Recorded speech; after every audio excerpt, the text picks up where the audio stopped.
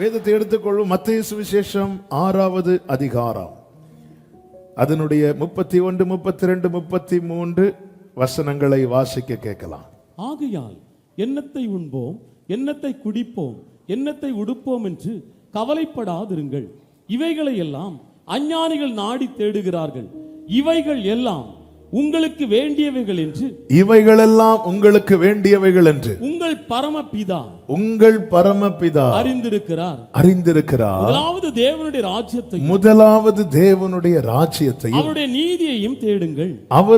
நீதியையும் தேடுங்கள். அப்பொழுது இவைகள் எல்லாம் உங்களுக்கு கூட கொடுக்கப்படும். எவைகள்? என்னத்தை உண்போம், என்னத்தை உடுப்போம், என்னத்தை புசிப்போம் என்கிற காரியத்தை. இன்னைக்கு இவைகளை குறித்து தான் மனிதனுடைய கவலை. கவலை இல்லாத மனிதன் கிடையாது. பணம் இல்லாதவனுக்கு பணம் இல்லை என்கிற கவலை, பணம் இருக்கிறவனுக்கு இதை எப்படி பாதுகாப்பது என்பது என்கிற கவலை. சிலருக்கு லாட்டரி அடிக்கும், அது பேப்பர்ல போடும்போது பாதுகாப்பு கருதி பெயர் வெளியிட இல்லை, வந்ததும் பாதுகாப்பு போச்சு. அப்போ ஒரு தேவ பிள்ளைக்கு கவலை இல்லாத வாழ்க்கை வாழ முடியாத, வாழ முடியும். அதனாலதான் கர்த்தர் சொல்லுகிறார், தேவனுடைய ராஜ்யத்தை அவருடைய நீதியையும் முதலாவது தேடு. Seek first the kingdom of God. லூக்கா சுவிசேஷம் 12:31 சொல்லப்பட்டிருக்கிறது, முதலாவது தேவனுடைய ராஜ்யத்தையே தேடுங்கள். தேவனுடைய ராஜ்யத்தையே உன்னுடைய தேடல் இதுவாகட்டும். தேவனுடைய ராஜ்யத்தையே தேடுங்கள். சாராயத்தை நாடுகிற மனிதன் காலையிலே சாராய கடையை நோக்கி ஓடுறான். ஒவ்வொருவருக்கும் ஒவ்வொரு தேடல் இருக்கிறது. இரத்தத்தால் மீட்கப்பட்ட தேவ பிள்ளையினுடைய தேடல் எதுவாக இருக்கிறது? தேவனுடைய ராஜ்யம் என்பது வேதம் சொல்லுகிறது. ரோமர் எழுதின நிருபம் அதனுடைய 14வது அதிகாரம், ரோமர் 14வது அதிகாரம் 17வது வசனத்திலே சொல்லப்பட்டிருக்கிறது, தேவனுடைய ராஜ்யம் புசிப்பும் குடிப்பும் அல்ல, அது நீதியும் சமாதானமும் பரிசுத்த ஆவியினால் உண்டாகும் சந்தோஷமுமாய் இருக்கிறது. பரிசுத்த ஆவியினால் உண்டாகும்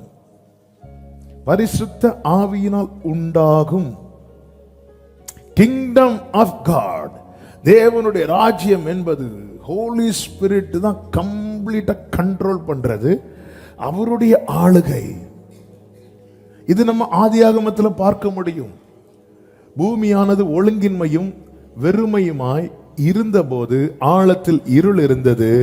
தேவ ஆவியானவர் ஜலத்தின் மேல் அசைவாடி கொண்டிருந்தார். அசைவாடி கொண்டிருக்கிறார். அடுத்து அவர் என்ன செய்யணுமோ அதை செய்கிறார். தேவனுடைய ஆளுகை இந்த பூமியிலே. அதாவது ஆமென், நம்ம ஒரு பாட்டு பாடுவோமே, காண்கின்ற உலகம் தேவையில்லை, காணாத பரலோகம். பரலோகத்தை இன்னும் பார்க்கல, அது இன்விசிபிள், நம்ம இன்னும் பார்க்கல. ஆனால் அந்த பூமி நமக்கு முன்னாடி விசிபிளா இருக்கிறது. அதாவது அந்த பரலோகத்தில் தேவனுடைய ஆளுகை, நம்ம காணாத உலகம், அங்கே தேவனுடைய ஆளுகை எப்படி இருக்கிறதோ அதே ஆளுகையை இந்த பூமியில கர்த்தர் நிறுவ அல்லது வெளிப்படுத்த சித்தம் கொண்டு கர்த்தர் மனிதனை படைத்தார். மனிதன் எப்படி படைக்கிறார் அப்படின்னா, அவருடைய ஆளுகை இந்த பூமியில ஸ்தாபிக்க அவருடைய சாயலாகவே படைத்தார்.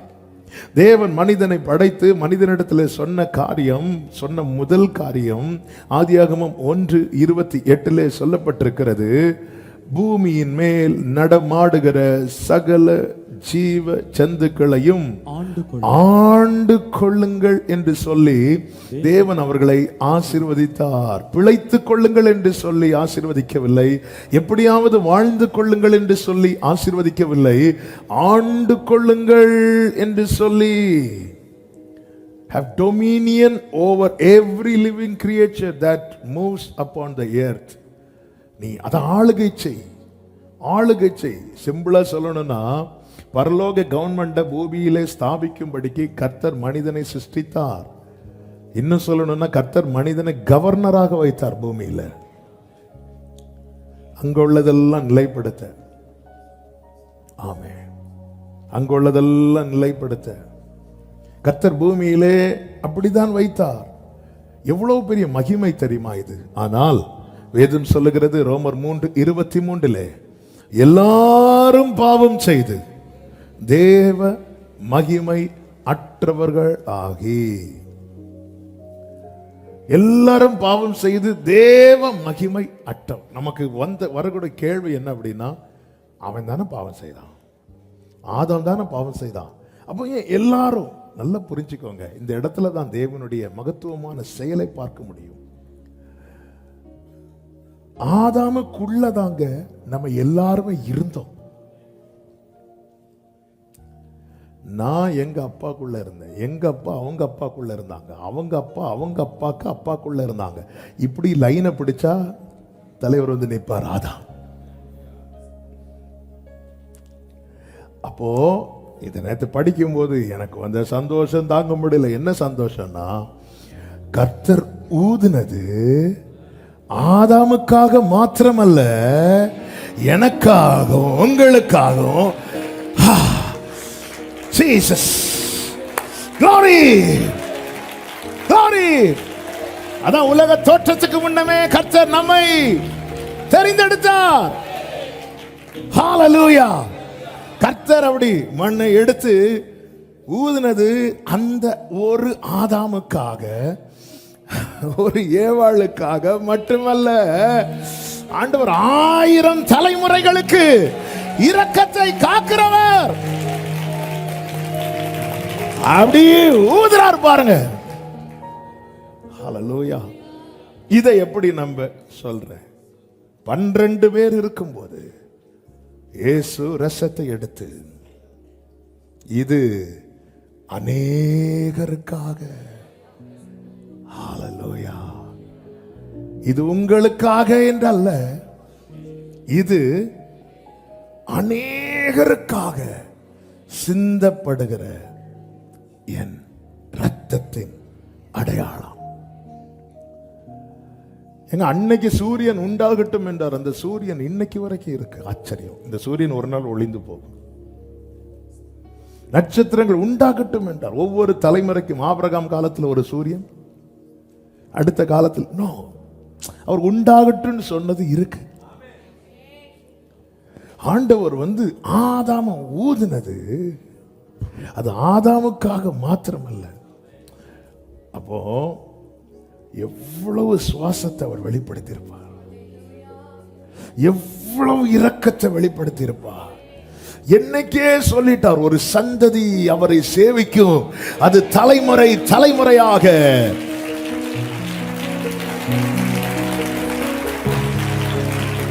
ஹalleluya. இத்தனை மகத்துவமுள்ள பதவி புழுக்கலாம் எங்க. ஆமென். இத்தனை மகத்துவமுள்ள பதவி புழுக்கலாம் எங்க. க்ளோரி. எத்தனை மாதயவு உம் கிருபை, எத்தனை ஆச்சரியம், எத்தனை மாதயவு உம் கிருபை, எத்தனை ஆச்சரியம். அப்படி என்றால் கர்த்தர் ஆதாம் மட்டும்தான் ஆளணும், மீதி எல்லாம் வாழணும்னா படைச்சிருப்பார். மனிதனை தேவன் படைத்தது பூமியிலே ஆளணும். அதனால அவருடைய ராஜரீக பிரமாணத்தை வைக்கிறார்.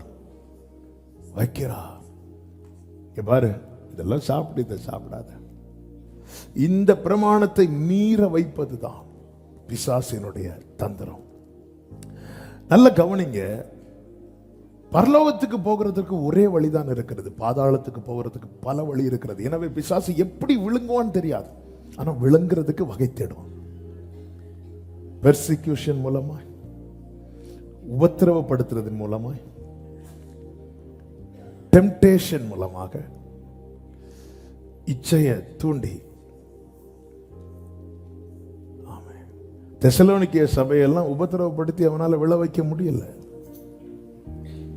பாப்பா இவங்களுக்கெல்லாம் என்ன பிரச்சனை கொடுத்தாலும் ஆண்டவருக்குள்ள உறுதியா நிக்கிறாங்கன்னு தெரிஞ்சிட்டுனா அடுத்தவன் ரோலை மாத்துவான், பிளானை மாத்துவான், பிளான் பி பிளான் சி வச்சிருப்பான். அடுத்து என்ன பண்ணலாம், சரி அடுத்து ஒரு இச்சையை கொடுப்போம், அப்படி கண்களின் இச்சை இப்படியெல்லாம் கொண்டு வந்து காட்டும். அதுலேயும் விழலன்னு தெரிஞ்சிட்டுனா லைட்டாக ட்ராக்கை மாற்றி விட்டுருவோம், டாக்டரினை கொஞ்சம் மாற்றி விட்டுருவோம். கார் நேராக போகிறது மாதிரியே தான் இருக்கும், ஆனால் ஒரு சைடு ரோடு நம்ம தெரியாமல் ஏறி இருப்போம், வண்டி நேராக தான் போயிட்டே இருக்கும். விழத்தள்ள பிசாசானவன் மிகவும் தந்திரம். அதனால தான் பிசாசின் தந்திரங்களை நாம் அறியாதவைகள் அல்லவே. நல்ல கவனமாக கேளுங்க. ஒருவன் எதை இழந்தாலும் பரவாயில்லை, மகிமையை மட்டும் இழக்கக்கூடாது. எல்லாம் இருந்து மகிமையை இழந்தால் அவனை போல பரிதவிக்கப்பட்டவன் யாரும் இல்லை. அவன் பாதாளத்தில் கிடந்து ஒரு டிராப் தண்ணிக்காக கத்துவான், கதறுவான். இதுதான் பைபிள் நமக்கு காண்பிக்கிறது. அப்படி என்றால் ஆதாமை தேவன் ஆண்டு கொள்ள படைத்தால் மனுஷனை தேவன் படைத்ததை ஆண்டு கொள்ள முடியாது. தேவன் ஆண் பெண் அப்படி தனியா பார்க்கல. தேவன் மனிதனை ஆணும் பெண்ணுமாக சிருஷ்டித்தார். அவருடைய பார்வை எப்படிப்பட்ட பார்வை! ஒரே ஏற்றத்தாழ்வு அவருடைய பார்வையில் கிடையாது, பட்சபாதம் அவருடைய பார்வையில் கிடையாது. அவருடைய கண்களில் கிருபை இருக்கிறது. அவர்தான் நம்முடைய ஆண்டவராகிய இயேசு கிறிஸ்து. அப்போ இந்த பாவம் என்ன செய்யுது அப்படின்னா மனிதனை தேவ மகிமை அற்றவர்களாய் மாற்றுது. எவ்வளவு மேன்மையா! நான் நினைக்கிறேன் இந்த ஆதாமும் ஏவாளும் பிள்ளைங்கள்ட்ட சொல்லி சொல்லி கொடுத்துருப்பாங்க. எப்படி இருந்தோம் தெரியுமாப்பா, எப்படி இருந்தோம் தெரியுமா? ஆதாம் சொல்லுவார், நல்லா இருந்த குடும்பம், என்ன பாரு ஒருத்தி வந்தா, ஏதோ ஸ்நாக்ஸ் தாராளேன்னு சொல்லிட்டு சாப்பிட்டேன், முடிஞ்சு சோலி மொத்தமா போச்சு. உடனே அவங்க சொல்லுவாங்க, எது கொடுத்தாலும் உடனே தின்றது, அது என்ன ஏதா? ஆண்டவர்கிட்டே கம்ப்ளைண்ட் பண்ணாங்க மாறி மாறி, நீங்க ஒண்ணு எனக்கு பார்த்து கட்டி வச்சீங்களே.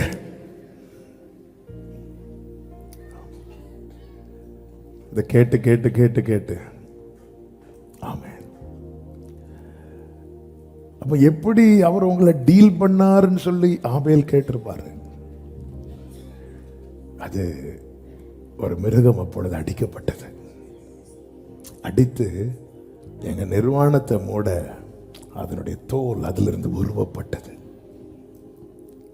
அதை எங்க மேல போர்த்து விட்டாங்க. சோ நீங்க உங்க நிர்வாணம் மூடப்பட ஒரு மிருகம் அடிக்கப்பட்டதா? பைபிள்ல இருக்கு, உலக தோற்றம் முதல் அடிக்கப்பட்ட. இப்பொழுது ஆபேல் வரா பலி செலுத்த.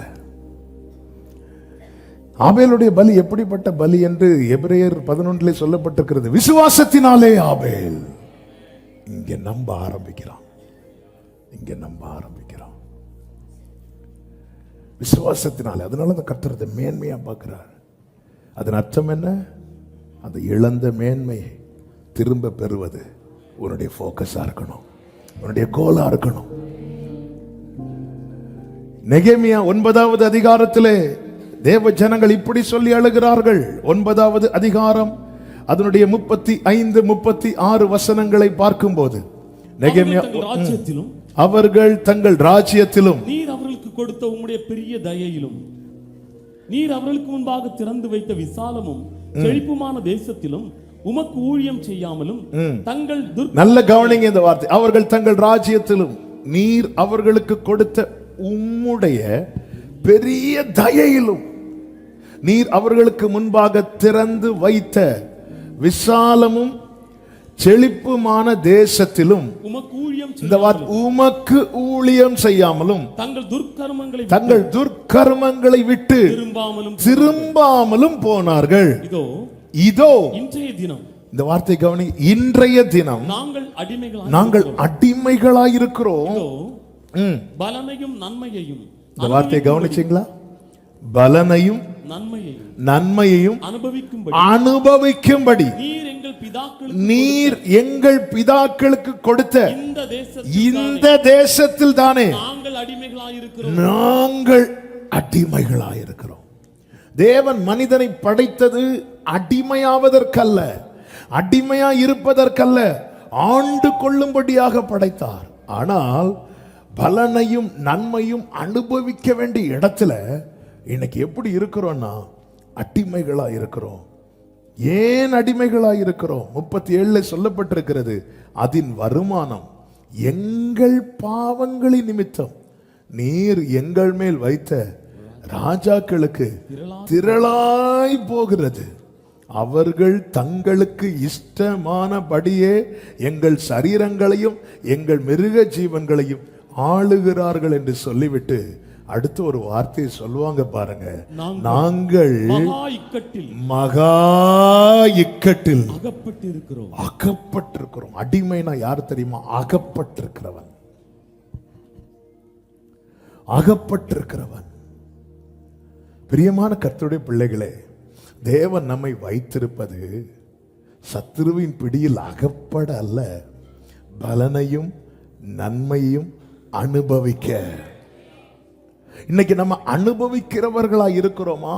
அகப்பட்டிருக்கிறோமா? கர்த்தருக்கு ஊழியம் செய்யாமல், கர்த்தருக்கு சேவை செய்யாமல், he is our king, அந்த ராஜாவின் பணிவிடை செய்யாமல், யாரோ சொன்னதை கேட்டு வழி மாறி, ராஜா விலக்கினதை விரும்பி, ராஜா ஏற்படுத்தினதை குறித்து செய்யாமல், கர்த்தர் தோட்டத்தில் ஆதாமை பண்படுத்தவும் பாதுகாக்கவும் வைத்தார். அவன் பண்படுத்தி பாதுகாத்திருந்தால் இந்த சர்ப்பம் உள்ள வந்திருக்கவே செய்யாது. அத நமக்கு தான் எந்த பிரச்சனையும் இல்லையே, எந்த போராட்டமும் இல்லையே, எதுவும் இல்லையே. ஆமே. யோவேல்ல சொல்லப்பட்டிருக்கிறது, பச்சை புழு வெட்டுக்கிளி. புழு தானே, பாம்பு இல்லையே. நல்ல கவனிங்க, மீண்டும் ரிப்பீட் பண்றேன். சத்துரு வஞ்சிக்க, இல்லாமலாக்க, பாம்பா மட்டும் வரணும்னு கிடையாது, புழுவா கூட வருவான். புழு தானே போட்டோம், வெட்டுக்கிளி தானே, அது இருந்தா ஆசீர்வாதம் வருமா? சிலருக்கு அப்படி ஒண்ணு, அது இருக்கா, தொட்டாத, தொட்டா மகா இக்கட்டில் அகப்பட்டிருக்கிறோம். மகா இக்கட்டில் அகப்பட்டிருக்கிறோம். பலனையும், சபையே, இரத்தத்தால் மீட்கப்பட்ட அன்பு சகோதர சகோதரி, நன்மையும் பலனையும் அனுபவிக்கிறோமா அல்லது யாரோ ஒருவருடைய பிடியில் அகப்பட்டிருக்கிறோமா? ஏன்? ஹல்லேலூயா. எங்கள் பாவங்களின் நிமித்தம். பாவங்கிறது ஒரு பொல்லாத சத்துரு. டோன்ட் பிளே வித் சின். வீட்டுக்கு ஃப்ரெண்ட்ல கரண்ட் கம்பி போகுது, தெரியாம தொட்டேன்னு சொல்லிட்டு கரண்ட் அடிக்காம இருக்குமா? தெரியாம கைப்பட்ட அதுக்கே இப்படியா? தெரியாம சும்மா விளையாட்டுக்கு தான் இப்படி வச்சேன். ஆமே, இதான் பாவம். அறியாமல் செய்தாலும் பாவம் பாவமே. பாவம் அது எங்க கொண்டு போயிரு தெரியுமா? பலனையும் நன்மையும் அனுபவிக்க வேண்டிய இந்த தேசத்தில் தானே அடிமைகளா இருக்கிறோம். அடிமைகளா இருக்கிறோம். நீர் எங்கள் மேல் வைத்த ராஜாக்கள். கர்த்தர் ஏன் அவங்க மேல ராஜாக்களை வைத்தார் என்று போன வாரம் கேட்டோம். கர்த்தர் ராஜாவா இராதபடிக்கு அவர்கள் என்ன செய்தார்கள்? அவரை தள்ளினார்கள். ஏன் தள்ளினார்கள்? நாங்க மற்ற ஜாதிகளை போல வாழணும், மற்றவங்களை மாதிரி வாழணும். அதுக்கு நீங்க உங்க ஆளுகை கீழே இருந்தா முடியாது. உங்க ஆளுகைக்கு கீழே இருந்தா நீங்க அப்படி வாழ விட மாட்டீங்க. இவர்கள் ஜாதிகளோடு கலவாது. அதனால நல்லா புரிஞ்சுக்கோங்க, ரியல் ஃப்ரீடம் என்பது என்ன தெரியுமா? என் இஷ்டப்படி நான் செய்வது அல்ல. அடிமையானவன் வீட்டில் நிலைத்திறான், குமாரன் வீட்டில் நிலைத்திருக்கிறார். அப்பொழுது குமாரனாகிய கிறிஸ்து யாரு? அவர் அடிமை இல்லை. அவர் எங்க இருக்கிறார்? வீட்டில் நிலைத்திருக்கிறார். ஆனா அதே ஆண்டவர் சொல்லுகிறார், பிதா செய்ய குமாரன் காண்பது எதுவோ அதே அன்றி வேற ஒண்ணுமே அவர் செய்ய மாட்டார். இதுதான் அவருடைய ஆளுகை கீழே இருக்கிறது. நான் அடிமை கிடையாது. அதனால என் கால் போன போக்கில், என் மனம் போன போக்கில், நோ, பிதா செய்ய. அப்போ டெய்லி இவருடைய ஃபோக்கஸ் யார் மேல இருக்குன்னா அப்பா மேல இருக்கு. அப்பா என்ன பண்றார்? ஓகே, அதையே பண்ணணும். பிதா செய்ய குமாரன் காண்பது எதுவோ அதே. யோவான் சுவிசேஷத்தில் இருக்கு. நான் ரெஃபரன்ஸ் எடுத்துட்டு வரல, இப்போ ஆண்டவர் நினைவில் கொண்டு வந்தனால அந்த வசனத்தை சொல்லுகிறேன். பிதா செய்ய. அப்போ ஆண்டவர் நீங்க தான் அடிமை இல்லைல்ல. அப்ப நீங்க யாரு கேட்கணும்? யாருக்கு பயப்படணும்? குமாரன் வீட்டில் நிலைத்திருக்கிறான். 2 குமாரர்கள் உண்டல்லவா? உண்மையிலே வெளிப்பார்வையில சுதந்திரவாளியா தெரிஞ்சது யாரு? யார் சுதந்திரவாளியா தெரியும்? ஏன் இளையகுமாரன் சொல்றீங்க? கரெக்ட் தான் சொல்லுங்க. ஏன் சொல்றீங்க? கரெக்டா சொன்னீங்க. சத்தமா சொல்லுங்க. கொஞ்சம் கூட மெதுவா சொல்லுங்க. ஏன்னா சத்தம்னா சவுண்டு குறைஞ்சிட்டு, மெதுவான ஒருவேளை. ஏன்? அவன் இஷ்டப்படி வாழ்ந்தான். அவன் இஷ்டப்படி வாழ்ந்தான். அவனை பொறுத்த வரைக்கும் அண்ணனை பார்த்து சிரிச்சிருப்பான். பிழைக்க தெரியாதவன், வாழ தெரியாதவன். அவன் இஷ்டப்படி வாழ்ந்தான். ஆனால் இப்பொழுது எப்படி வந்து நிக்கிறான் தெரியுமா? பன்றிக்கு வைக்கக்கூடிய தவிட கூட சாப்பிடுறதுக்கு அவனுக்கு என்ன இல்லை? உரிமை இல்லை. பாதரட்சியை இழந்து வந்து நிக்கிறான். அடிமைகள் பாதரட்சியை போட அனுமதி இல்லை. அதனாலதான் அவர் முதல்ல காலுக்கு பாதரட்சை போட வைக்கிறார். திருப்பி வரும்போது நம்ம என்ன நினைச்சிட்டோம்? அவருடைய ஆளுக்கு எழுந்து எப்படியாவது எஸ்கேப் ஆயிட்டா வாழ்ந்துருவோம். இல்ல, உண்மையான சுதந்திரவாளி யார் தெரியுமா? அவருக்கு கீழே இருக்கிறவன். அவன் தான் சுதந்திரவாளி. எனக்கு நானே தேவன் என்று சொல்லுகிறவன் அடிமை. ஆமென். பக்கத்தில் அப்படி பார்த்து லைட்டா தட்டி சொல்லுங்க, சுதந்திரவாளியா இருங்க. சும்மா தட்டி சொல்லுங்க. யாராவது லைட்டா தூங்கிட்டு இருந்தாலும் அப்படி லைட்டா தட்டி சுதந்திரவாளியா இருங்க. ஆவேன் சொல்லுங்க பார்க்கலாம். சுதந்திரவாளினா யாரு? அப்படி ஒரு குதிரையை எடுத்துட்டு அவன் நல்ல, அப்போ என் ஃப்ரெண்ட்ஸு கூட இருக்க ஒரு ஆட்டுக்குட்டியாவது கொடுத்தீங்களாப்பான்னு சொல்லிட்டு மூத்த குமாரன் கேட்கிறான். அப்ப தகப்பன் சொல்றாரு, என்னுடையதெல்லாம் உன்னுடையது. ஆனா அப்படி எடுக்க முடியாது. அவன் சுதந்திரவாளி. எல்லாம் இருக்கு, என்னுடையதெல்லாம் இங்க வருவா, உனக்கு உனக்கு உனக்கு இதுதான். அப்படி அவர் சொல்லவே இல்லை மூத்த குமாரன்.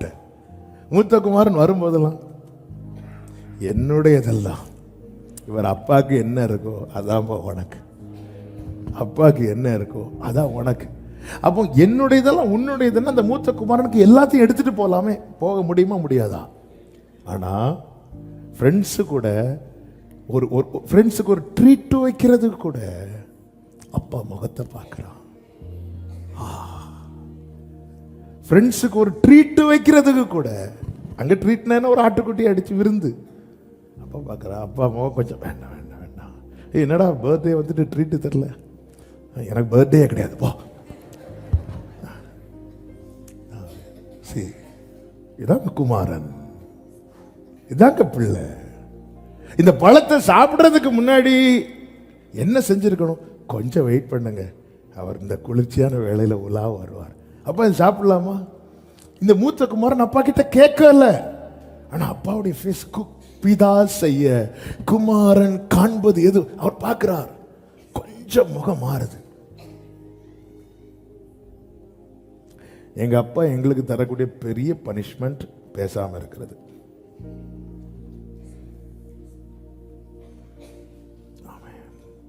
ஒரு பெற்றோர் பிள்ளைக்கு கொடுக்கிற பெரிய பனிஷ்மெண்ட் என்ன தெரியுமா? பேசாம இருக்கிறது. அது பெற்றோரின் அன்பை கனம் பண்ணுகிற பிள்ளைகளால தாங்க முடியாது. மற்ற பிள்ளைங்களை பத்தி நான் சொல்லல. அப்பா முகம் மாறுது, வேண்டாம் இது வேண்டாம், அப்பா ஃபேஸ் மாறுது, ஏன்னா அவன்கிட்ட தான் இருக்கு, அவன் காசு. அவன் சொல்ல என்னுடையது எல்லாம் உன்னுடையது. அவன் நினைச்சா ஒரு அல்ல டெய்லி ஒரு ஆட்டுக்குட்டியை ஃப்ரெண்ட்ஸுக்கு ட்ரீட் வைக்கலாம். ஆமே, ஏன்பா என்ன இப்படி பிடிச்சு வைக்கிறீங்க கேட்டா சொல்றீங்க நான் சுதந்திரவாளின்னு. அவர் சொல்றார், நீ எப்பவுமே என் கூட இருக்கிற. ஐஸ்வர்யவான் யார் தெரியுமாங்க? ஆண்டவரோடு இருக்கிறவன். ஏழை யார் தெரியுமா? தேவை உள்ளவன். நம்ம நினைக்கிறோம் காசு இல்லாதவங்க தான் ஏழை அப்படின்னு. நல்ல காசு இருக்கிறவங்களுக்கு திடீர்னு ஃப்ளட்டு வந்து தண்ணியெல்லாம் ஏறினப்போ எல்லாரும் ஆகாரத்துக்காக கை நீட்டினாங்களா? அப்ப அவங்கள யாரு? அப்படி பார்த்து இந்த பூமியில எல்லாருமே ஏழை தான். கீழே விழுந்தவனுக்கு தூக்கி விட ஆள் இல்லை என்றால் அவன் எவ்வளவு பெரிய கோடீஸ்வரனா இருந்தாலும் அவன் ஏழை. வியாதியில் அகப்பட்டவனுக்கு சரியான மருத்துவம் செய்ய ஆள் இல்லை என்றால் எத்தனை ஹாஸ்பிட்டலுக்கு போனாலும் எத்தனை டாக்டர்ஸ் இருந்தாலும் அவனை யாராலும் குணமாக்க முடியவில்லை என்றால் அவன் ஏழை.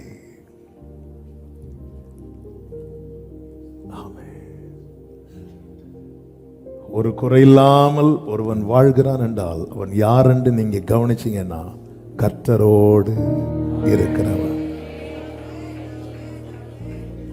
கர்த்தரோடு இருக்கிறவன். ஆண்டவரே, அவங்கள பணத்துக்கு நடுவில் வச்சிருக்கிறீங்க, இவங்கள பதவிக்கு நடுவில் வச்சிருக்கிறீங்க. ஆண்டவர் சொல்றார், உன்னை நான் என் உள்ளங்கையில வச்சிருக்கிறேன்.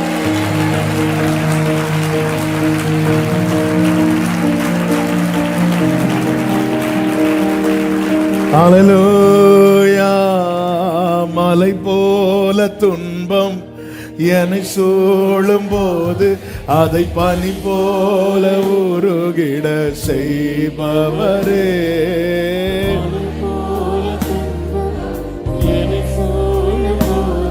அதை பனி போல உருகிட கண்மணி போல என்னை காப்பவரே. கண்மணி போல என்னை உள்ளங்கையில் பொறிந்தென்னை நினைப்பவரே. காப்பவரே, உள்ளங்கையில் வரைந்தென்னை. கைகளை உயர்த்தி கண்களை ஏறெடுத்து, நீர் போதும் என் வாழ்விலே ஏசையா, நீர் போதும். ஆமே, நீர் போதும் என் வாழ்விலே ஏசையா, நீர் போதும். மீகா தீர்க்கதரிசன புஸ்தகம் 5வது அதிகாரம் அதனுடைய 2வது வசனத்திலே இப்படி சொல்லப்பட்டிருக்கிறது. மீகா 5:2, எப்ராத்தா எனப்பட்ட பெத்லகேமே, நீ யூதாவிலே ஆயிரங்களுக்குள்ளே சிறியதா இருந்தும். அடுத்த வார்த்தை இப்படி வருகிறது, இஸ்ரவேலை ஆளப் போகிறவர். உன்னிடத்திலிருந்து புறப்பட்டு இஸ்ரவேலை ஆளப் போகிறவர். இவரை குறித்து வேதம் எப்படி மென்ஷன் பண்ணுகிறது? பிந்தின ஆதாம். முந்தின ஆதாம் எதுக்கு படைச்சார்? சத்தமா சொல்லுங்க. ஆளுகிறதற்கு தான் படைத்தான். அவன் அதை கோட்டை விட்டான், இந்த குளோரியை இழந்துட்டான். நல்லா புரிஞ்சுக்கோங்க. சாத்தான் ஜெயிச்சுட்டான் நினைக்கும் போதுதான் அடுத்து வராரு. சிம்பிளா சொல்லணும்னா, என்ன நிறுத்தி பார்த்தாரு, நான் விழுந்துட்டேன், இப்போ எனக்காக அவர் வந்து நிக்க போறாரு. அதன் அர்த்தம் என்ன? ஆமென். திட்டத்துக்கு உட்பட்டவர்கள் விலகி போனாலும் திட்டம் மாறாது. ஹல்லேலூயா. தேவ திட்டத்துல நம்ம கூட சிலரை கர்த்தர் இணைக்க விடுவார். ஒருவேளை அவர்கள் மலை போல நம்பி இருந்து விலகி போனாலும், பர்வதங்கள் நிலை பெயர்ந்து போனாலும், இனி இந்த ஏதேனும் கிடையாது, ஒன்னும் கிடையாது, எதுவும் கிடையாதுன்னு சொல்லிட்டு ஏதேனை அழிக்கவில்லை, அது செப்பரேட் பண்ணிட்டார். அதுதான் புதிய ஏற்பாட்டில் பார்க்கிறோம், பரதீஸ். ஆண்டவர் சொல்ல, அப்ப ஜீவ விருட்சத்தின் கனி அது யாருக்கும் வேண்டாம், நானே சாப்பிட்டேன் அப்படி சொல்லிட்டு சாப்பிடல. தேவ திட்டம் என்பது மாறாதது. தேவன் ஒரு திட்டம் வைத்தார், ஒரு காரியத்தை தேவன் நிர்ணயித்தார். யோபு சொல்லுகிறார், அவரோ வென்றால் ஒரே மனமாயிருக்கிறார். அவரோ எத்தனை புயல் அடிக்கட்டும், எத்தனை பிரச்சனை எழும்பட்டும், ஆமென், ஒரு பாளையமே எதிராக எழும்பட்டும், தேவன் தாம் செய்ய நினைத்தது தடை தடைபடாது. ஆமென் சொல்றவங்க ஆர்ப்பரிப்போடு. அடுத்த வார்த்தையை கவனிங்க, முக்கியமான வார்த்தை. இஸ்ரவேலை ஆள போகிறவர் உன்னிடத்தில் இருந்து புறப்பட்டு என்னிடத்தில் வருவார். அவருடைய புறப்படுதல் அநாதி நாட்களாகிய பூர்வத்தினுடையது. இது ஏற்கனவே திட்டமிட்டது. அவருடைய புறப்படுதல் அநாதி நாட்களாகிய பூர்வத்தினுடையது. இது ஏற்கனவே உள்ள பிளான். ரெடியா இருக்கிறார். மனுஷன் விழுந்துட்டானா போயிடணும். விழுந்துட்டு அந்த சாப்டரை க்ளோஸ் பண்ணுவோம்.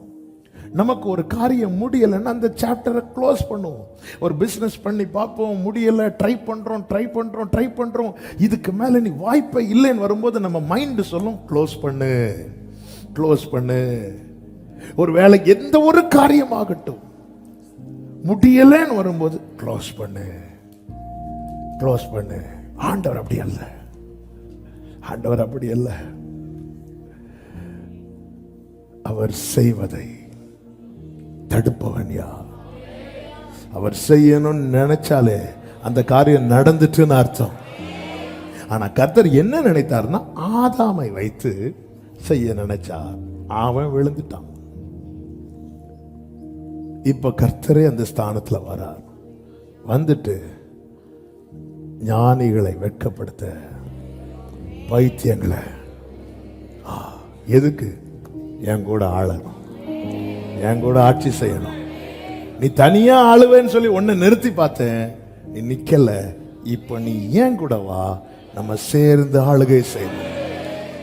ஆமென் சொல்லுங்க பார்க்கலாம். அப்ப காட்ஸ் பிளான் என்ன? அதான் இழந்து போனதை தேடவும் ரட்சிக்கவுமே மனுஷ குமாரன் இந்த பூமியிலே வந்தார். இயேசுவின் முதலாம் வருகையை குறித்து பைபிள் ஃபுல்லா தீர்க்க தரிசனங்களா இருக்கிறது. அதுல பிரதானமாக அந்த முதலாம் வருகை குறித்து சொல்லுகிற இடத்திலேயே நீங்க நல்ல கவனிச்சீங்கன்னா அவருடைய இரண்டாம் வருகை குறித்து தான் அதிகம் இணைக்கப்பட்டிருக்கும். அதுதான் அவருடைய ஆளுகை குறித்து.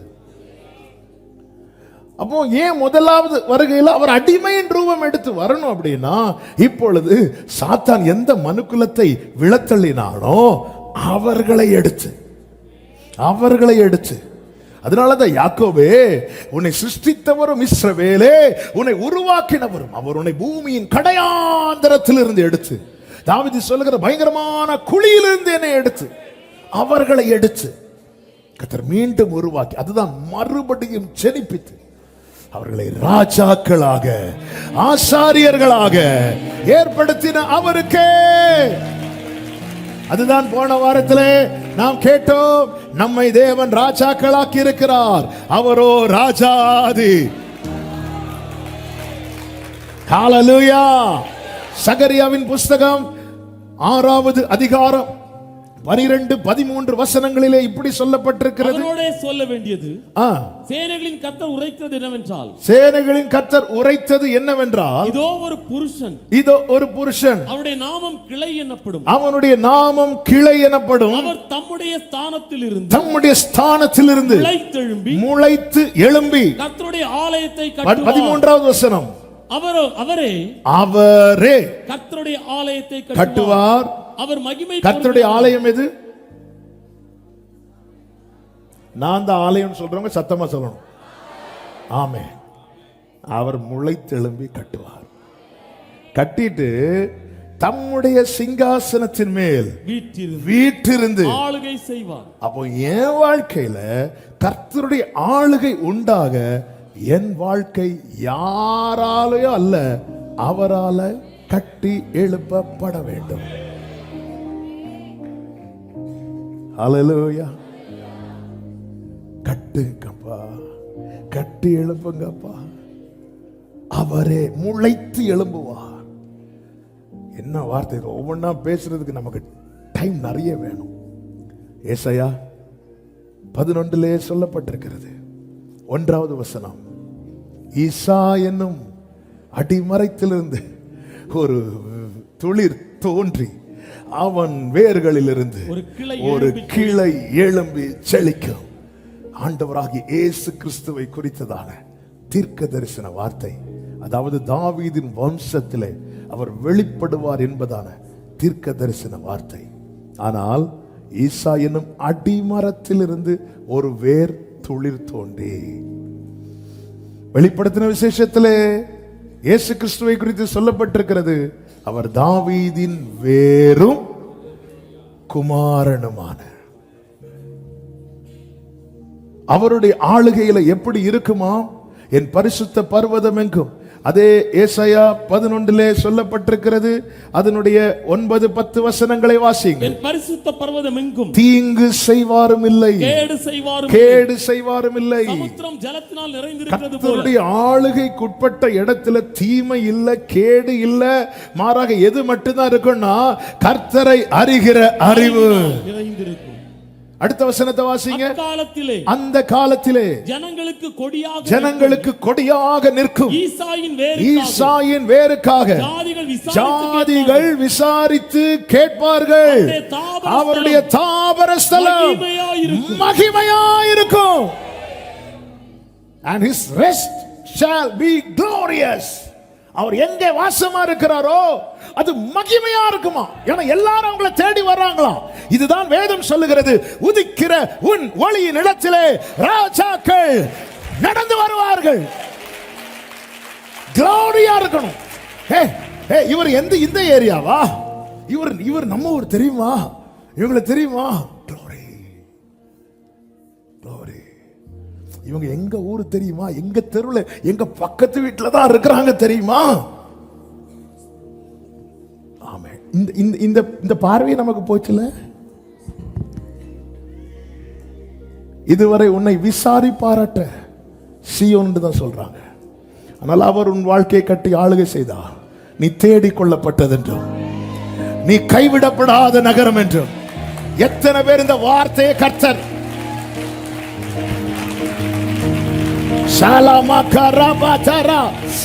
அந்நிய பாஷையில எருசலேமின் அலங்கத்தை கட்டுவாராக. கர்த்தர் சீயோனை கட்டி மகிமைப்பட போகிறார். உன்னை தெரிந்தெடுத்தது இது அப்படி இல்ல.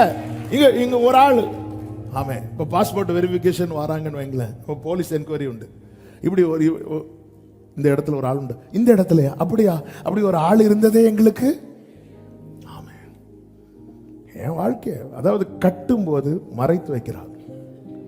எருசலேமின் அலங்கத்தை கட்டுற அந்த ஆலயம், சாலமோன் நாட்களில் ஆலயம் கட்டும் போது கவனிச்சிக்கணும், அந்த கல் பண்ணி எல்லாம் இருக்குல்ல, அந்த சத்தம் வெளியே கேட்காது. ஏன்னா அவங்க எங்கேயோ இருந்து மறைச்சு வச்சு எல்லாம் ஷேப் பண்ணிட்டு கொண்டு வராங்க.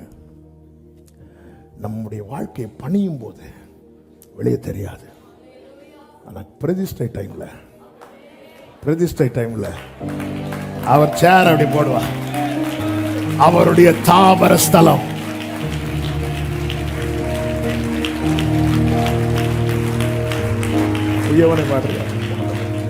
ஹல்லேலூயா. அவர் கட்டட்டும். ஆமே. அந்த மண் பாண்டத்தெல்லாம் பார்க்க பியூட்டியா இருக்கும். ஆமே. ஆனா உள்ள அது என்ன அடி வாங்குச்சுன்னு, அடி என்ன, மீதி என்ன. ஆமே. அவரே அதான் பியூட்டி. இது யார் கையிலேயே கொடுத்து நீ இதை செஞ்சு என் கையில கொடுன்னு அவர் சொல்லவே மாட்டார். அவரே. ஆமே. கதை டேவிட்டுக்கு ஒரு புது பாட்டு கொடுத்திருக்கிறாங்க. ஆமே. அவர் 2 லைன் பாடு. கூயவனே கூயவனே கூயவனே என்னேசுவே, மண்ணான என்னை உருவாக்குவே, உம் கரத்தால் என்னை உருவாக்குமே. மண்ணான என்னை உருவாக்குமே, உம் கரத்தால் என்னை உருவாக்குமே. கூயவனே கூயவனே கூயவனே கூயவனே என்னேசுவே, மண்ணான என்னை உருவாக்குமே, உம் கரத்தால் என்னை உருவாக்குமே. மண்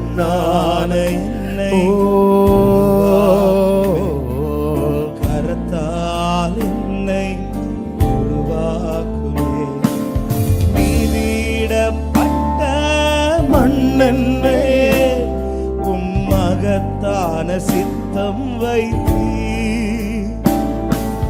கூடமிடப்பட்ட மண்ணென்னே உம் பெரிதான திட்டம் வைத்தீ மிதியிடப்பட்ட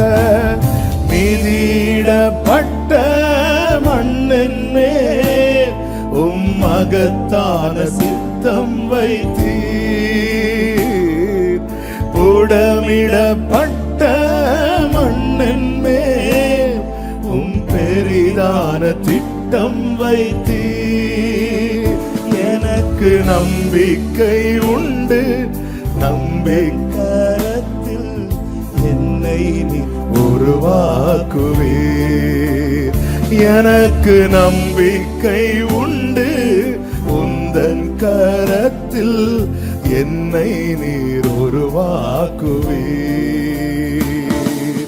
குயவனே குயவனே குயவனே என் இயேசுவே மண்ணான என்னை உருவாக்குவே உம் கரத்தால் என்னை உருவாக்குவே மண்ணான ஓரலமக்கரோ ஷெரமமரோ என்னை ஹalleluya ஹalleluya எனக்கு நம்பிக்கை உண்டு உந்தன் கரத்தில் என்னை நீர் உருவா என நீங்க பிசையும் போது எனக்கு நம்பிக்கை உண்டு என்ன நீங்க மிதிக்கும் போது எனக்கு நம்பிக்கை உண்டு என்ன நீங்க திரிகையில வைத்து சுற்றும் போது எனக்கு நம்பிக்கை உண்டு எனக்கு நம்பிக்கை உண்டு என்னப்பா உன் இடுப்பு மேல பாரத்தை ஏத்துறார் எனக்கு நம்பிக்கை உண்டு மனுஷர் உன் தலை மேல ஏற போக பண்ணுங்க எனக்கு நம்பிக்கை உண்டு தீயை கடக்க பண்ணுகிற எனக்கு நம்பிக்கை உண்டு தண்ணீரை கடக்க பண்ணுங்க அவர் என்னை கட்டுகிறார் என்னை செரிப்பித்தவர் என்னை கட்டி எழுப்புகிறார் என் வாழ்க்கையை கட்டி எழுப்பி அவருடைய சிங்காசனத்தை என் மேல் போட்டு அவர் ஆளுகை செய்வார் ஹalleluya எங்க எந்த பிள்ளைங்க நம்ம வளர்ப்போம் எந்த பிள்ளையை வளர்ப்போம் எந்த பிள்ளையை வளர்ப்பீங்க உங்க பிள்ளைய என்ன டவுட்டா இருக்கு சிலர் தெரியும் சொல்ல மாட்டா சொன்ன அடுத்த கொஸ்டின் போகும் ஃபர்ஸ்ட் கொஸ்டின்ல தெரியாதுன்னு சொல்லிட்டா எந்த பிள்ளையை வளர்ப்போம் எந்த பிள்ளையை வளர்க்க பிரயாசப்படுறோம் ஹalleluya சில மாதத்துக்கு முன்னாடி ஒரு குடும்பம் வராங்க கன்சீவ் ஆயிட்டாங்க சொல்லிட்டு ஓன்னு அழுறாங்க ஏன் நான் நினைச்ச சந்தோஷத்தில் அழுறாங்க இல்லை எங்கள் ஃபேமிலி சுச்சுவேஷன் பார்த்தா அடுத்த பிள்ளை எப்படி வளர்க்குறது ஸ்கூலில் சேர்க்கறது பிள்ளை இன்னும் ஃபார்மே ஆகலை அது ஒரு பயங்கரமான ஷேப்பில் உள்ளே இருக்கு ஆனால் சுமக்கிற தாயும் ஆமாம் அதாவது தாய் 10 மாதம் சுமப்பார்கள் தகப்பன் வாழ்நாளெல்லாம் சுமப்பார்கள் 2 பேரும் இந்த பிள்ளைய அந்த கவலை வந்து பிடிக்க பாருங்க ஆமென் மொத்த ரத்தத்தையும் கொடுத்து ஜெனிப்பித்திருக்கிறார் மொத்த ரத்தம் அதனாலதான் சொல்லி இருக்கிற அவர் நீ கவலைப்படாத நான் பார்த்துக்கிறேன் மீதியிடப்பட்ட மண்ணில் உம்மகத்தான திட்டம் வைத்தீ எனக்கு நம்பிக்கை உண்டு உந்தன் கரத்தில் என்னை நீர் உருவாக்கும். டெலிவரி முடிச்சதும் இப்போ ஜெமைமா பிறந்ததும் அந்த டாக்டர் அப்படியே தூக்கி கொண்டு வந்து வெளியே வந்து யார் கையில் கொடுத்தாங்க தெரியுமா? அப்பாங்கிற ஸ்தானத்தில் நிற்கிற என் கையில் கொடுத்தாங்க. பிதாவாகிய தேவன் நம்ம எடுத்து யார் கையில் கொடுத்தார் தெரியுமா? கேப்ரியல் கையில் அல்ல, அவருடைய வலது பாரசத்தில் இருக்கிற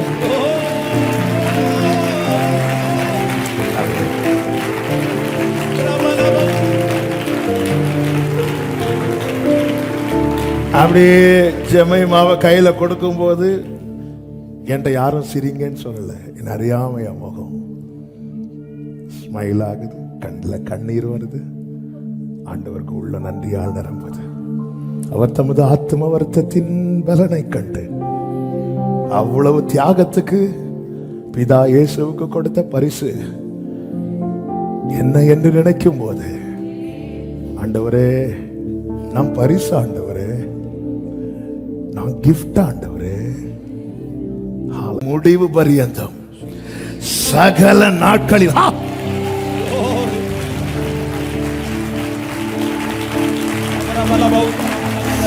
ஓரா மக்களரே நித்திய கண்மாலையே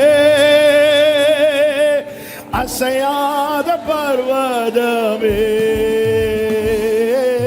அரணான கோட்டையே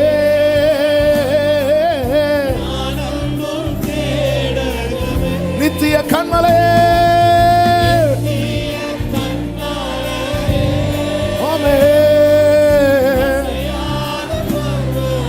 ரேமம் ரோத்தனரே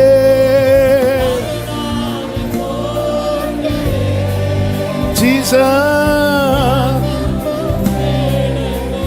ஹalleluya உம்மை என்றும்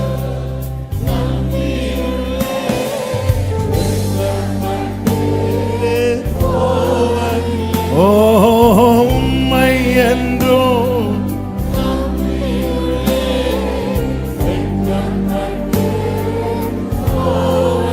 ஆமென். வெட்கப்பட்டு ஓ நான் இயேசுவின் நாமத்தில் கர்த்தருடைய பீடத்திலிருந்து காத்திருக்கிற விசேஷமாய் புத்திர பாக்கியத்துக்காய் காத்திருக்கிறவர்களுக்காக மனதார பிளஸ் பண்ணி ஜெபம் பண்றேன். கர்த்தர் தந்த வார்த்தை வீண் போகாது. உங்கள் காதுகளினால் கேட்டதை உங்கள் கண்களினால் நீங்கள் காணும்படி கர்த்தர் அனுக்கிரகம் செய்வாராக.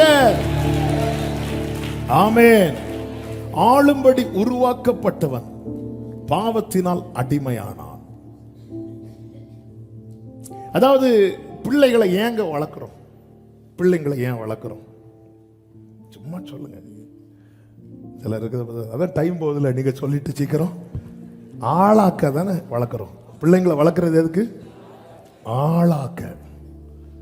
ஆனா பிள்ளைங்க வளர்ந்தா நாமே சொல்லுவோம், ஆமா இவ பெரிய ஆள் வந்துட்டான் அப்படி நாமே சொல்லுவோம்.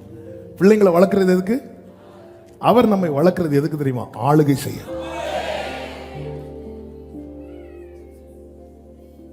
திரும்ப அது எப்படி அவருடைய திட்டத்தை குலைக்கிறதுக்கு தள்ளப்பட்ட எந்த என்ன சொல்ல தள்ளப்பட்ட தோல்வியே அடையாளமை கொண்ட சாத்தான் யார்? அவருடைய திட்டத்தை குலைக்கிறதுக்கு. அவருடைய திட்டம் ஆளுறதுக்கு. அதனால அவர் எப்படி வர்றார் அப்படின்னா, தம்மை தாமே வெறுமையாக்கி. நாம் அடிமையானது பாவத்தினால. அவர் தம்மை தாமே வெறுமையாக்கி அடிமையின் ரூபம் எடுத்தார். தம்மை தாமே வெறுமையாக்கினா அவர் என்ன கொண்டு வரல? கரெக்டா சொன்னீங்க, சத்தமா சொல்லுங்க. இதான் மேக்சிமம். ஒண்ணுமே கொண்டு வரல. அப்படி வந்துட்டு நல்லா கவனிக்கணும் இந்த வார்த்தையை. வருத்தப்பட்டு பாரம் சுமக்கிறவர்களே, நீங்கள் எல்லாரும் என்கிட்ட வாங்க சொல்லிட்டு சொல்றார், என் நுகத்தை ஏற்றுக்கொள்ளுங்கள் அப்படிங்கிறார். நீ வேற நுகம்லாம் கழுத்துல வச்சிருக்கிற. நுகம் எங்கெங்க இருக்கும்? கழுத்துல அப்படி இருக்கும், தோல்ல அப்படி இருக்கும். ஆண்டவர் சொல்றாரு, என் நுகத்தை ஏற்றுக்கொள். அப்ப அவர் தோல்ல என்ன நுகம் இருக்கு? நமக்கு ஒரு குமாரன் கொடுக்கப்பட்டார். கர்த்தத்துவம் அவர் தோளின் மேல் இருக்கிறது. கர்த்தத்துவம் என்றால் என்ன தெரியுமா? கவர்மெண்ட். கவர்மெண்ட். ஆண்டவர் சொல்றாரு, இந்த கவர்மெண்ட் ஃபிட் ஆகிற தோள் உன்னுடைய தோள். அவர் ஹெவன்ல இருந்து தம்மை தாமே வெறுமையாக்கி வந்தார். ஆனா ஷோல்டர்ல பரலோக கவர்மெண்ட் சுமந்துட்டு வாரா. பரலோக கவர்மெண்ட் சுமந்துட்டு வாரா. கீழே வந்து ஒரு மாடையும் ஒரு யானையும் ஒரு நுகத்துக்கு உட்படுத்த முடியாது. ஏன் முடியாது? சேமா இல்ல, அவர் அடிமை என்று ரூபம் எடுத்தார். நல்ல கவனிங்க. ஒரு ஒரு ஒட்டகத்தையும் ஒரு குதிரையும் உட்படுத்த முடியாது. அப்ப ஒரு நுகத்துக்கு உட்படுத்தணும்னா ரெண்டு பேருடைய தோளும் சேமா இருக்கணும், சேமா இருக்கணும். அவர் பரலோகத்திலிருந்து இறங்கி வாரா. அவர் தூதனின் அளவு இறங்கி இருந்தா அந்த கவர்மெண்ட் கேப்ரியலுக்கு போயிருக்கும். மீகாவேலும் அதுக்குள்ள இணைஞ்சிருப்பான். இன்னும் இறக்குறார். இப்போ கேப்ரியலுடைய தோல் அதுக்கு ஃபிட் ஆகாது, மீகாவேலுடைய தோல் ஃபிட் ஆகாது. அவர் கீழே வந்து நிற்கிறார். தாரி தாரி தாரி ஷலமக்கரோ. இவ்விதமான சீரை பெற்ற ஜனம் பாக்கியம் உள்ளது. கர்த்தரை தெய்வமாக கொண்ட ஜனம், அபிஷேகம் பெற்றவங்க, அந்நிய பாஷையில ராலா பாக்கரா ரீமாமா. அவருடைய நுகத்துக்கு இந்த ஷோல்டர் ஃபிட் ஆகுதா? ஃபிட் ஆகுதா? உங்க கழுத்து தான் அதுக்கு ஃபிட் ஆகுது. ஹalleluya, ஹalleluya, ஹalleluya. பக்கத்தில் இருக்கிறவங்க ஷோல்டர் அப்படி தட்டி சொல்லுங்க, அவன் நல்லா ஃபிட் ஆகுது. சிலருக்கு தோல் எதுன்னு தேடிட்டு இருக்கிறீங்க. ஹalleluya. இந்த வார்த்தையை தியானித்த போது எனக்கெல்லாம் அவன் வெறுமையாக்கி வந்தார். கவர்மெண்ட்டை தோல்ல தூக்கிட்டு வரார். கவர்மெண்ட் அதான் அவர் வரும்போதே சுவிசேஷம். எப்படிப்பட்ட சுவிசேஷம்? பரலோக ராஜ்யம் சமீபமா இருக்கிறது, சமீபமா இருக்கிறது. ஆமென். கர்த்தத்துவம், government. The government shall be upon his shoulder. The government. அதனால தான் ஆண்டவர் ஜெபம் பண்ண சொல்லி கொடுக்கிறார். உம்முடைய ராஜ்யம் வருவதாக. ஆண்டவரே, எப்படி ஆண்டவரே என் ஷோல்டர் அதுக்கு ஃபிட் ஆச்சு? நான் அப்படி இறங்கினேன்பா. அப்போ ரெண்டு பேர் ஒரு நுகத்துக்குள்ள இருக்கிறாங்க. ஒரு ஆள் 6 அடி ஹைட், இன்னொரு ஆள் 3 அடி ஹைட். யார் அட்ஜஸ்ட் பண்ணணும்? யார் அட்ஜஸ்ட் பண்ணணும்? இப்போ இந்த 3 அடி ஆளுக்கு அட்ஜஸ்ட் பண்ணவே தேவையில்லை. அவங்களுக்கு நார்மலா வச்சு நடப்பாங்க. ஆனால் அந்த 6 அடி ஹைட் உள்ளவங்க ஒவ்வொரு ஸ்டெப் எடுத்து வைக்கும் போது அவருக்கு அழகும் இல்லை, சௌந்தரியமும் இல்லை.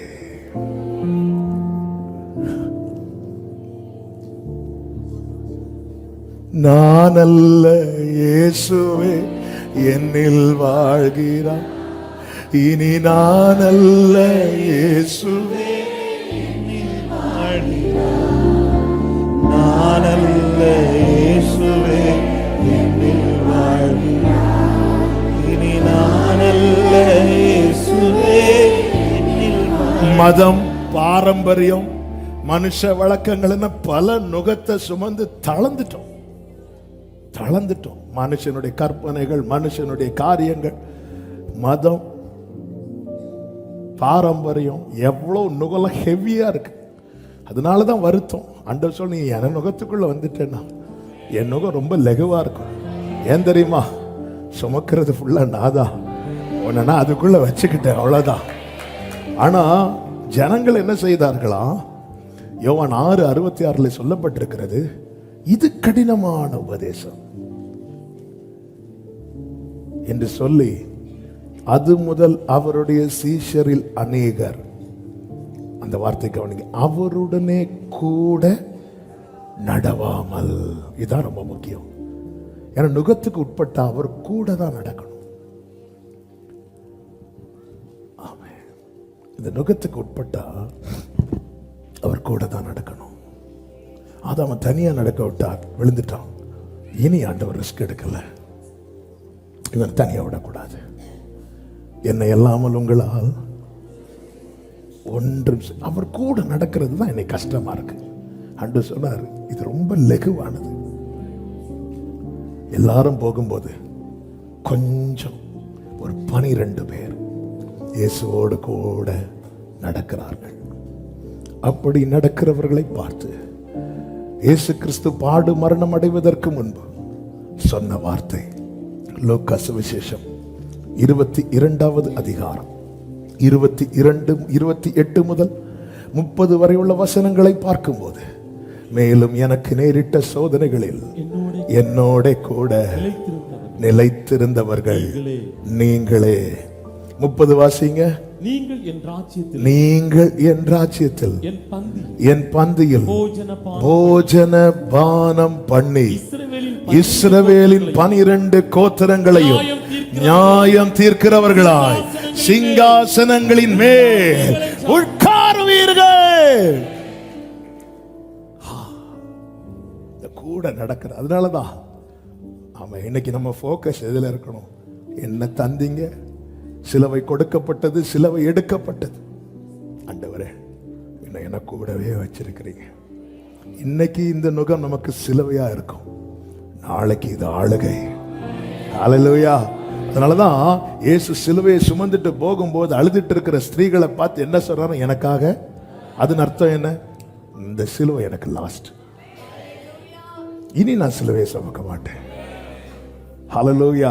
இனி நான் இதே பகுதியில் வெள்ளை குதிரையின் மேல கிரீடங்களை தரித்து நான் வருவேன்.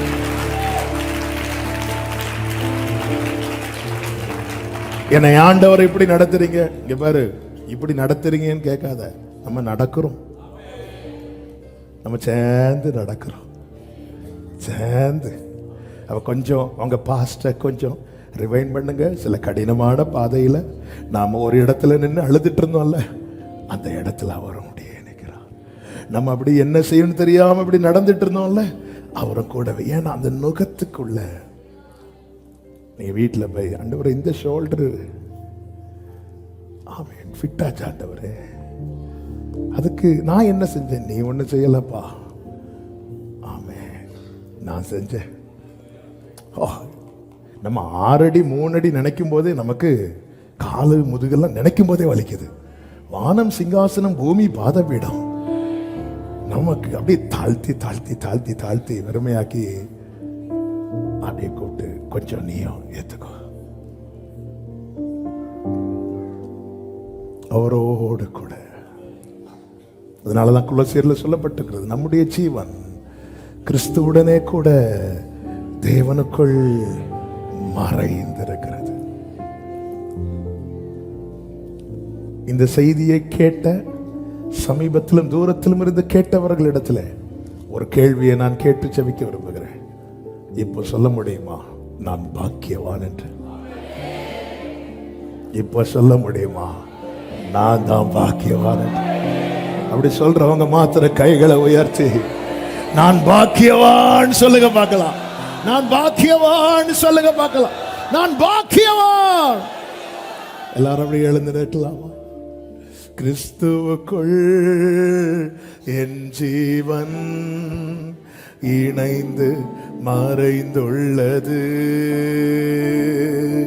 கிறிஸ்துவுக்குள் என் ஜீவன் இணைந்து மறைந்துள்ளது.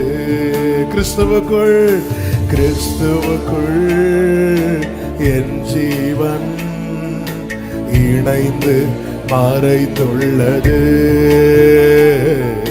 கிறிஸ்துவுக்குள் என் ஜீவன் இணைந்து மறைந்துள்ளது. நான் அல்ல, நான் அல்ல, இயேசுவே என்னில் வாழ்கிறார். நான் அல்ல, இயேசுவே என்னில் இந்த வார்த்தையை சத்தமாய் என்னில் வாழ்கிறார். நீர் என்னை விரும்பினபடியால், நீர் விரும்பினபடியால் உறைவிடமாய். ஆமென். கர்த்தர் என்னை விரும்பினபடியால் உறைவிடமாய் தெரிந்து கொண்டார். என்னிலிருந்து வேதம் வெளிப்படும். கர்த்தர் வசனம் பிரசித்தமாகும். என்னிலிருந்து வேதம் வெளிப்படும். கர்த்தர் வசனம். அப்படி ரெண்டு கைகளை உயர்த்தி, நான் அல்ல இயேசுவே, நான் அல்ல இயேசுவே என்னில் வாழ்கிறார். நான் அல்ல இயேசுவே என்னில் வாழ்கிறார். ஓ, நான் அல்ல இயேசுவே என்னில் வாழ்கிறார். இனி நான் அல்ல. லாபமான அனைத்தையுமே, லாபமான அனைத்தையுமே நஷ்டம் என்று கருதுகிறேன். அந்த கிருபையும் அந்த உணர்வையும் அந்த எண்ணத்தையும் தாங்கப்பா. என் நேசர் தருகின்ற பரிசுக்காக லெக்கை நோக்கி தொடர்கின்றேன். என் நேசர். அந்த பரிசு என்ன? அவரோடு கூட ஆளுகை, அவரோடு கூட ஆளுகை.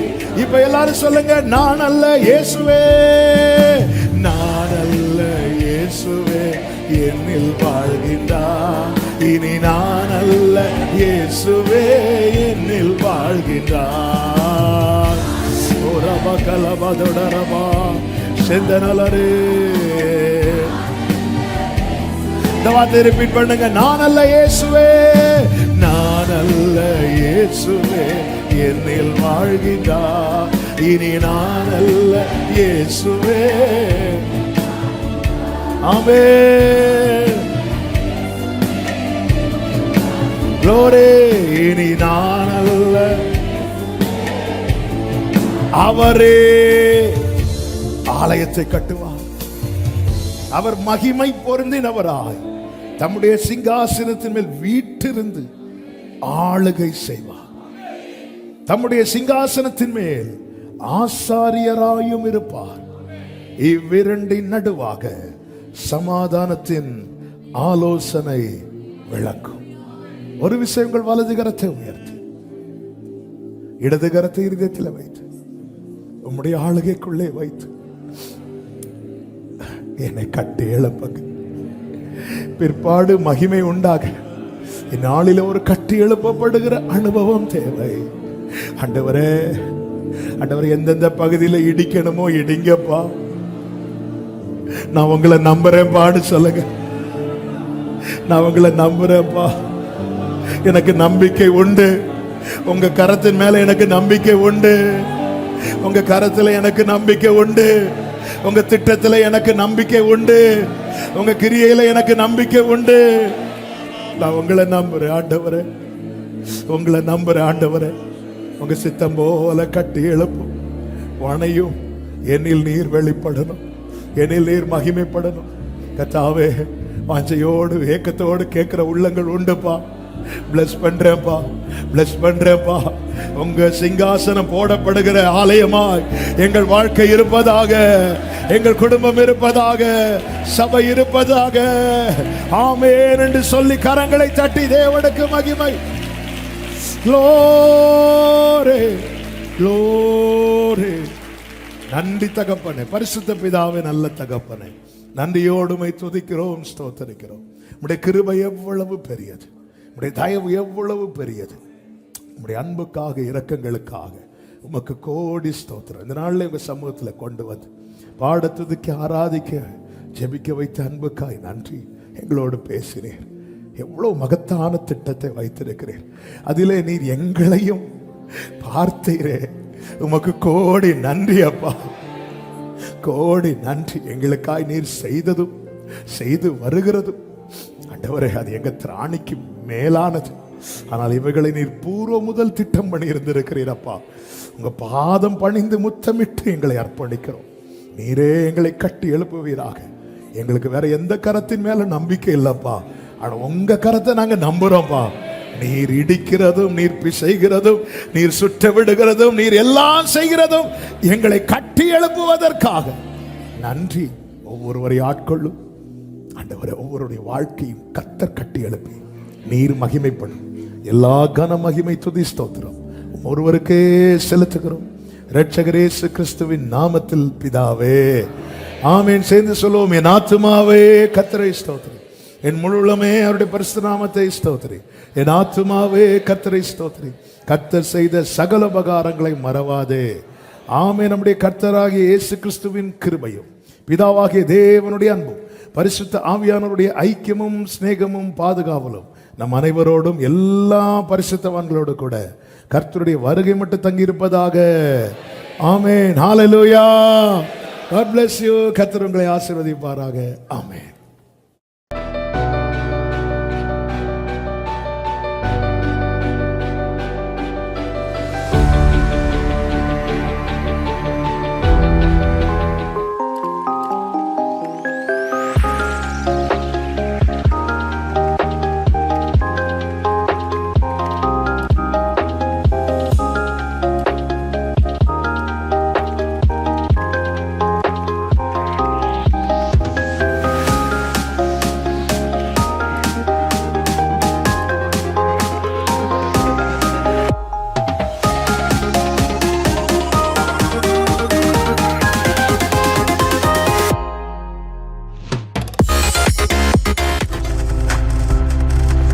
நீங்கள் பார்த்துக் கொண்டிருப்பது உங்கள் ஜாய் டிவி. உங்கள் துக்கம் சந்தோஷமாய் மாறும்.